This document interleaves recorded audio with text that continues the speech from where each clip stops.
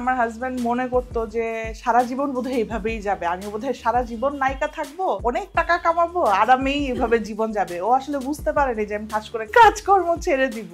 আমি সত্যি বলতেছি এটা বুঝে নাই, মানে এত সুন্দর ক্যারিয়ার রেখে কেউ তো আসলে এভাবে সুইচ করে না। আমার হাজবেন্ড তো এখন যেমন টিচিং প্রফেশনে গেছে, সে তখন তো খামারে ছিল, খামার প্রফেশনে ছিল। তো অনেকেই বলতো গরুর ব্যাপারীর সাথে প্রেম করো, ওকে বিয়ে করবা, জীবন এত সহজ না, এই সেই। মানে ওকে তো আসলে চিনতো না কেউ ওইভাবে, সবসময় একটু চাইতাম হাইড করে চলতে ওকে, যাতে সবাই সবসময় না দেখে। তো ওই জন্য অনেকভাবে অনেক কিছু জাজ করতো, অনেক কিছু বলে ফেলতো। আমি আসলে অ্যাক্টিং ছেড়ে দিছি কারণ হচ্ছে ওই যে আমি বলছিলাম যে আমি হাউসওয়াইফ হতে চাই। আমি আমার 22-23 বছর বয়সেই ক্যারিয়ার থেকে লিভ নিয়ে নিছি। তা আমি তখন থেকেই ডিসাইডেড ছিলাম।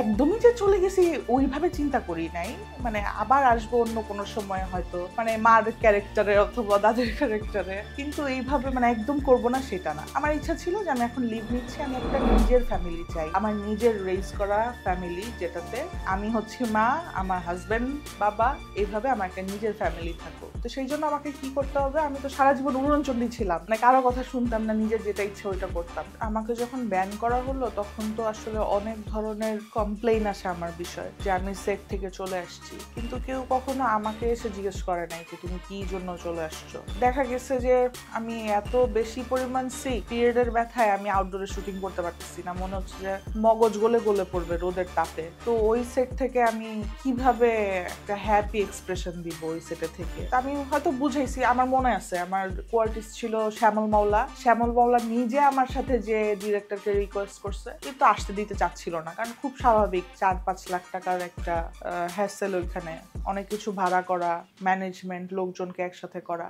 মানুষ মনে করে যে অনেক ইজি মেয়েদের জন্য সব কাজ, যেটা আসলে না। মেয়েদের জন্য কোনো জায়গায় কাজ করার জন্য ইজি জায়গা না। যদি কিছু জিনিস, যে হেলথ কেয়ার, এইসব জিনিস যদি একটু আমাদেরকে নমনীয় ভাবে দেখা হয় তাহলে হয়তো অনেক সহজ হয়ে যেত। হ্যাঁ, তখন আসলে বয়স এত কম ছিল, ডমিনেটিং ওইটার মধ্যে খাপ খাওয়াতে পারতেছি না, এটা তো মনে হইতোই। কিন্তু এই যে সংসার, এখন ধরো আমি সংসার করতেছি, এখানেও কিন্তু আমাকে স্যাক্রিফাইস করতে হয়। আমি আমার মন মতো, এখন আমার ইচ্ছা হচ্ছে এটা করব, আমি কিন্তু সবকিছু ছেড়ে বের হয়ে চলে যেতে পারতেছি না। আমার ফ্রেন্ডরা হয়তো আমাকে ফোন দিচ্ছে যে আসো দেখা করি, আমার ইচ্ছাও করে, কিন্তু আমি যেতে পারি না। এটা হচ্ছে অ্যাডজাস্টমেন্ট, যেটা আমি ওই বয়সে বুঝি নাই আমার ক্যারিয়ারে, যে হ্যাঁ আমাকে অ্যাডজাস্ট করে এটা এইভাবে এমন করে ওইটা ওইভাবে করতে হবে। তো তখন আমি বুঝি নাই, এখন আমি অনেক কিছু বুঝি মা হওয়ার পর। আমার ডেট একবার যে নিছে ওইখানে আমাকে যেতেই হবে, মানে বাধ্য।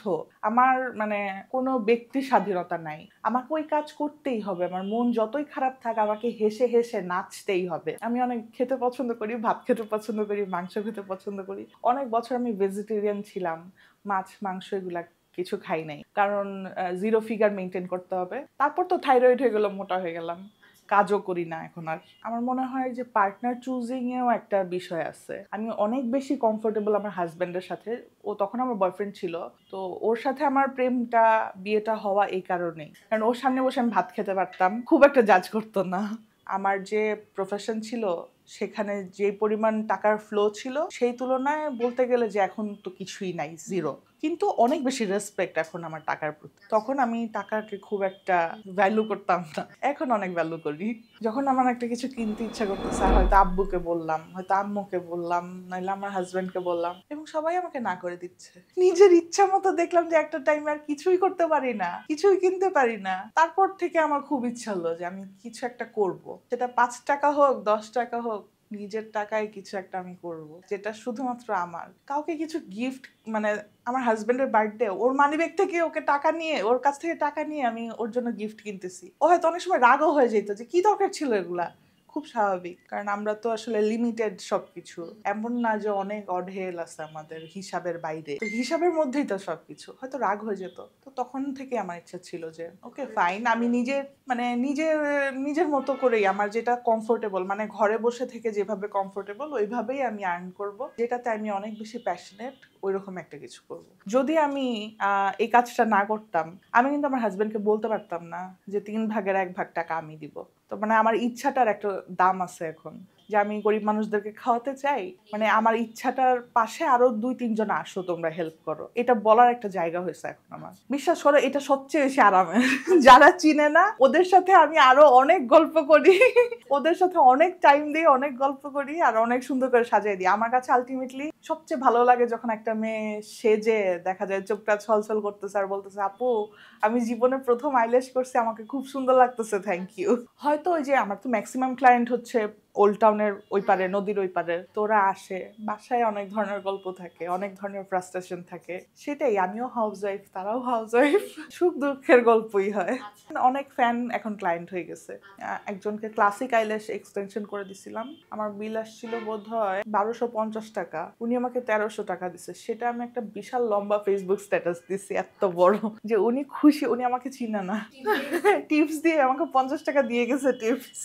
তো আমি এত বড় একটা স্ট্যাটাস দিছি ফেসবুকে যে আমি আমার কাজে এত বেটার করতেছি যে আমাকে এখন মানুষ 50 টাকা টিপস দিতেছে, যেটা আমাকে মানে আরো বেশি ইন্সপায়ার করতেছে যেন আমি কাজটা আরো ভালোভাবে করি।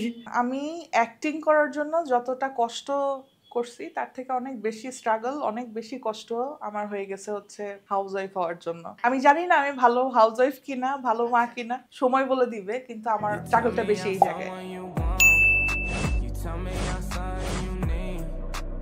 Baby, you know that I'm bad for you, yeah. Why you gotta be so nice?